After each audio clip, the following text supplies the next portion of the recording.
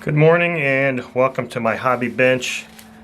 On the bench today I've got one of the two YS-45FS engines that I just spoke about in episode 32 of Tool Talk. This is the one that was not given to me. This was the crashed engine that I purchased from eBay for the exhaust. And in that episode I said I was going to let it soak in my vat of Marvel Mystery Oil, which I did. That's why it's got kind of a sheen on it and a little bit of wetness, wetness on it. So I'm going to go ahead and just start taking this one apart, just kind of as a test bed to see. You know what I think I want to do first? I was thinking about, I'm not going to do any heating yet. If fasteners come free, I'm going to hold off on the heating. And just see what kind of difficulties I have here. Like I said, this soaked in Marvel Mystery Oil for, well, probably close to 24 hours now. So we'll see. I mean, obviously I had the glow plug out, so there'll be liquid or top the piston. Inside the combustion chamber it will be wet. I don't know if when I take the rear cover off, it'll be interesting to see if anything got down in there, which I don't know that it would have, but we'll see. Unless this carb was actually opened enough to get fluid in there, which would be nice. Okay, so head screws are out. Let's take this head off. Yeah, it's pretty wet inside there, obviously.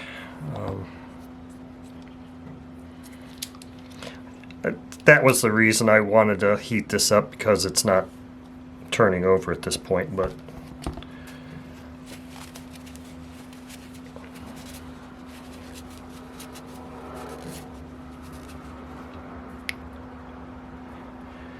put these screws in the bin here.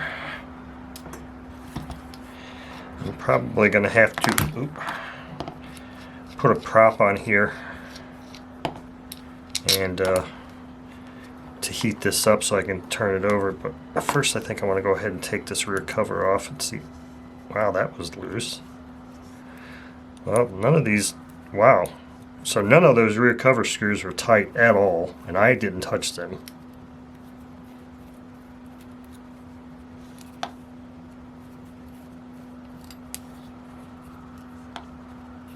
This, excuse me, this rear cover might want to give me some fits coming off too. So this might be one of those things where this is where some heat or some minor tapping needs to take place. Yeah, there's definitely fluid in here.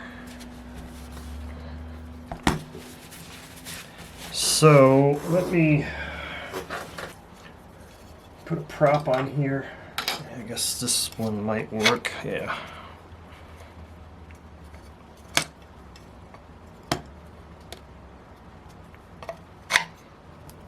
Let's see. Put a prop on here and heat this guy up a lot. Probably put both of my, I don't know if this is gonna, okay, good. Put both of my gloves on for this operation.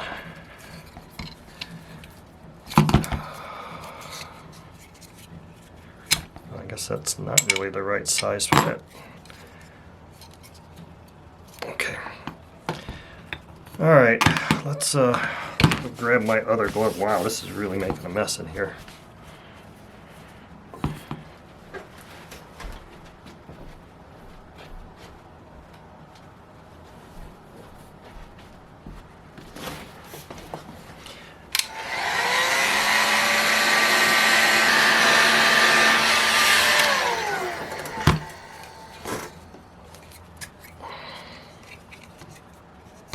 That just loosened the prop. There we go.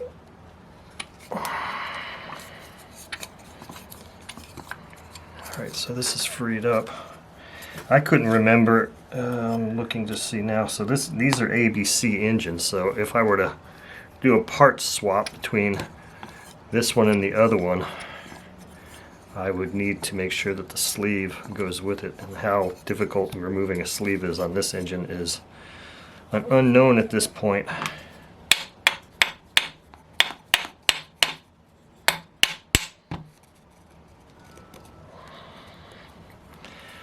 So I'm not sure about, there's definitely fluid that got in there. At least this thing is freed up.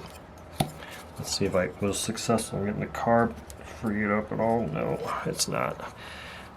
Wondering if I should just go ahead and just pull the carb off of this thing.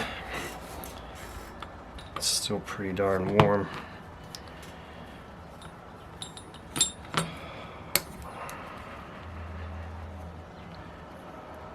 And deal with the carb separately. That didn't seem like it was threaded in there. I mean, it didn't seem like there was a whole lot of thread engagement.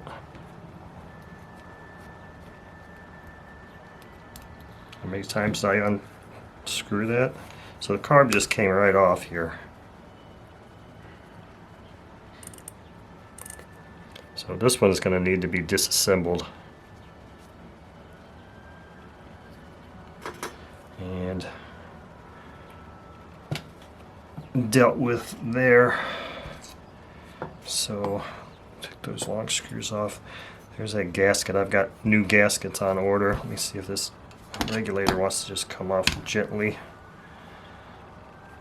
I've got a new plunger, new diaphragm coming for this thing too, so I'm going to deal with those things separately.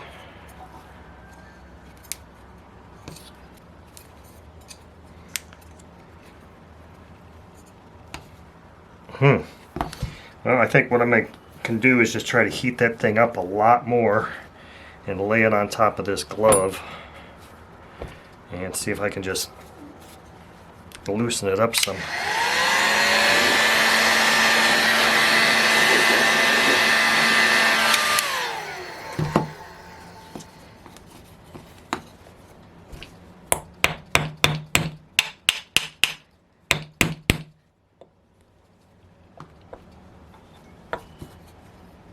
Definitely got that pretty warm.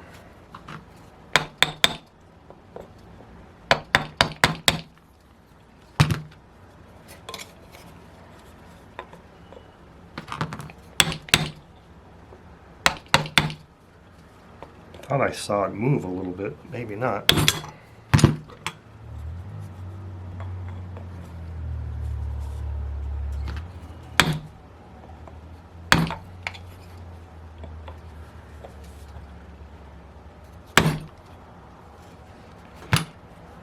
It looks like I'm getting it to move a hair.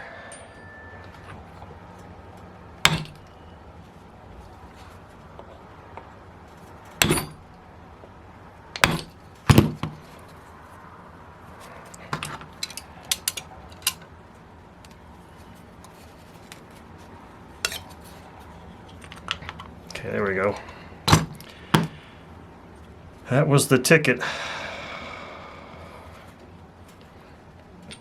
Alright, so now we got the rear cover off. Now the kicker is, what's that exhaust port look like? How tough is it going to be to get that sleeve up and out of there? I got the popsicle stick here. Don't know if I've got enough heat in this engine though right this moment to do this, but we'll see. Yeah. There we go. I hope I had that in frame. Sometimes you sacrifice a popsicle stick for that. We can move this out of the way, I think. Look at that. There's that gasket. Or shim, head gasket, whatever you want to call it. There we go. There's our sleeve. The internals of this don't look too bad. Let's see. I think I'd really kind of like to take this off, since that isn't the right size for this.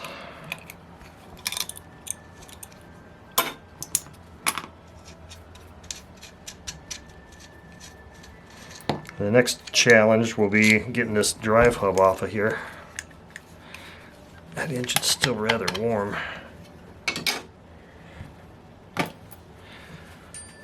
Let's see how easy we can get this. See if this connecting rod wants to just...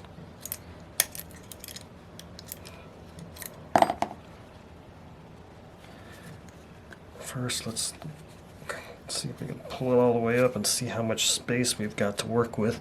I know this is going to be very difficult for you guys to see, I think. So that is the amount of space, it looks like, fore and aft space that this connecting rod can move.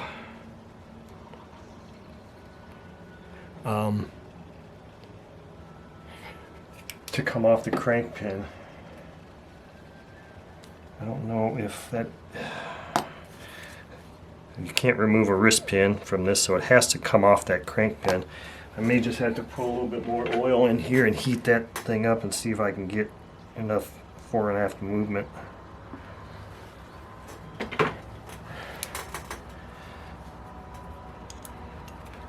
Just put it at top dead center.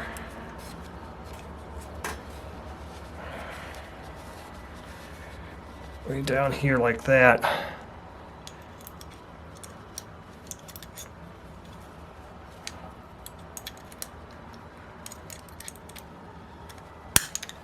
And there we go.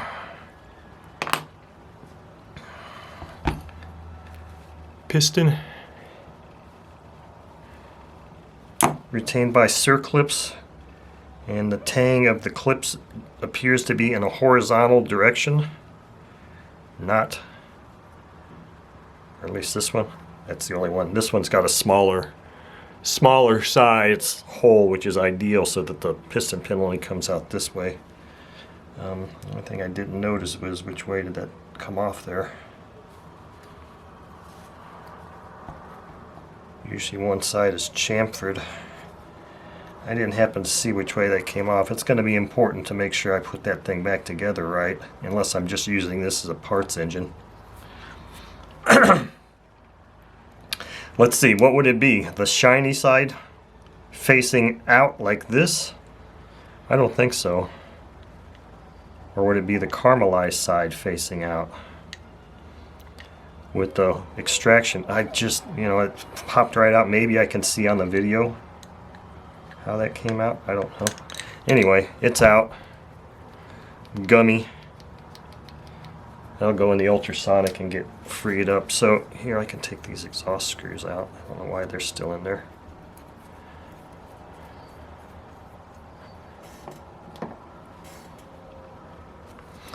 So now we're gonna, I was really hoping that my OS drive hub removal tool would fit on this, but unfortunately it did not. Or does not. It was close, but close only works with horseshoes and hand grenades.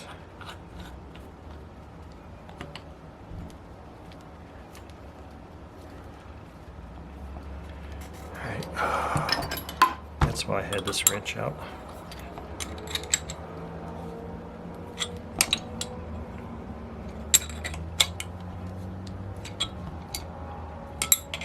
See how it's coming out nice and slow. Actually, this has got a Woodruff key, so this should be pretty good. Guess I could try to hold this so that you can actually see the thing coming off.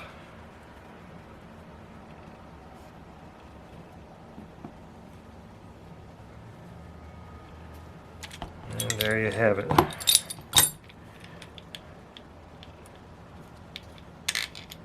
So it looks like there was some, looks like somebody might have actually put thread locker or something on this. I don't know what else this would be on the crankshaft. I don't believe it's part of the engine. But we'll throw it in there and keep it just in case. So here's our Woodruff key. Now the question is, how hard is that going to be to take out?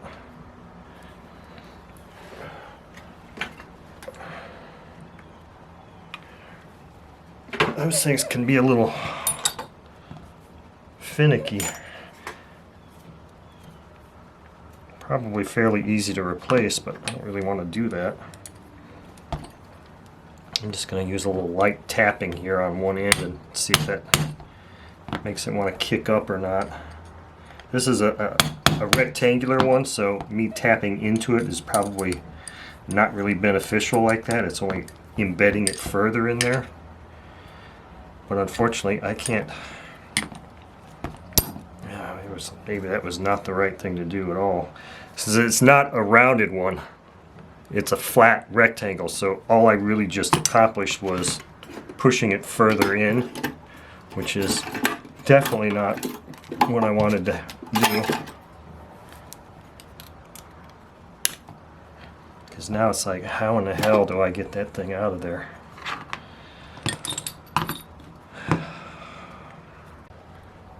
Okay, so I figured I'd turn the camera back on here real quick. As soon as I turned it off, I got a little precision screwdriver out, and I had heated and oiled and heated this little woodruff key, and I was just kind of going in here like this at this angle, hopefully you can see that, and just tapped it and it just came right out. So it wasn't a big deal. I didn't damage the woodruff key at all. But here's that massive crankshaft with a M8 by 1.25 pitch thread. Just a huge crankshaft. So I took this all out now, and I've got these bearings out, and these are the way the bearings look.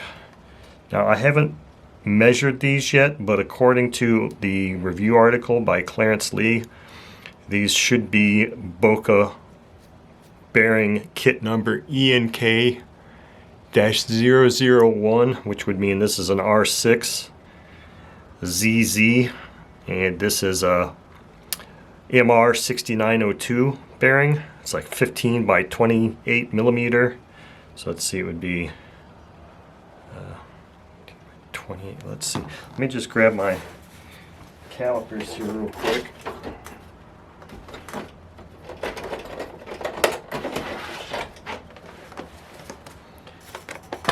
Because the Clarence Lee review article also says that it's the same size bearings that he used in his Veco 61 engine. So this is I've got this set in inches. So yeah, 15, well, let's zero this. Okay, so 15 millimeters by 28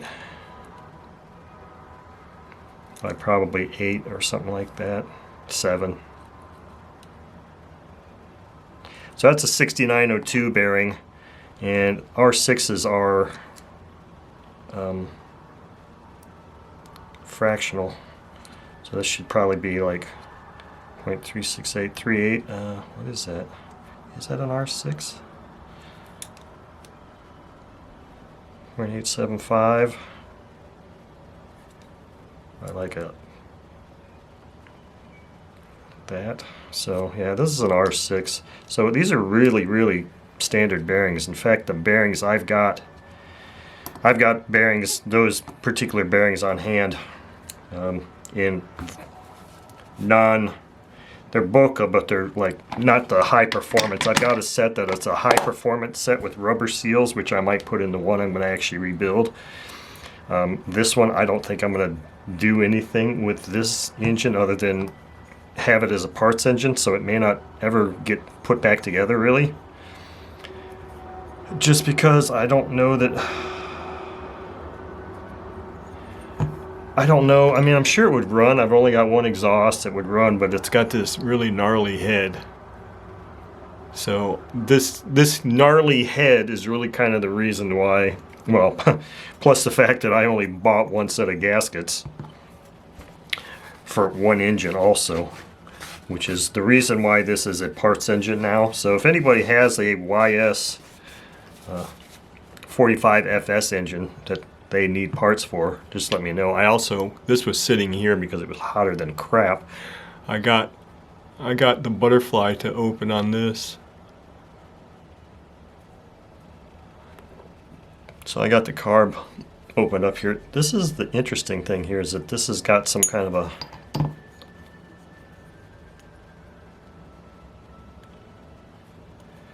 an L-shaped channel, and on this gasket I feel like it's like a raised area.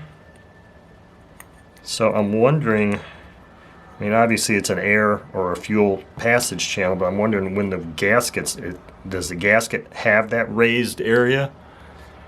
Or is that raised area formed by metal that's under there? And I was hoping I could just easily kind of peel this gasket off so we could see. But then I'm thinking, man, I'm very curious about this.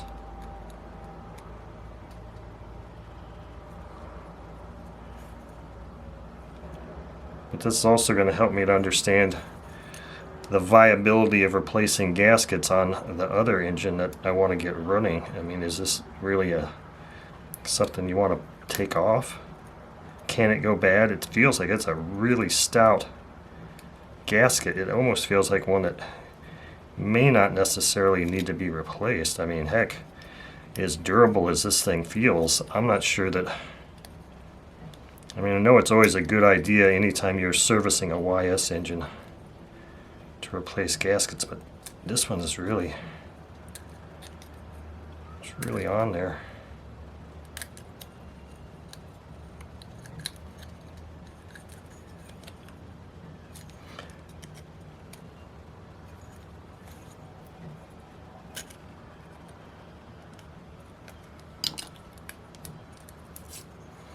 So that little raised area just broke out, unfortunately. Okay, there we go. It feels like, I don't know, not sure. I guess I'll see. Now the YS gasket set I got, so my buddy Rich makes at ICBIM products, makes replacement gaskets. However, in this instance, I opted to go with actual YS gaskets that I got from Bobby Brooks on eBay. So I'm actually getting the YS gaskets in this instance. I'm just kind of cleaning this surface up. I don't know why I'm doing that. I'm just sitting here talking and doing this. So yeah, there's that channel, but there's nothing corresponding to that here, so I don't know if that little raised area gets caused by pressure, the pressure in the system, or if that's a raised area that's on the gasket material itself. I won't know for sure until I get the YS gaskets, and we'll see. But to me, it kind of makes sense that it could be very much just a pressure thing, that the pressure in that's created here forms that little L-shape indentation like that. I don't know. And anyway, that's it for this Rossi. You know, and see, that's the other thing.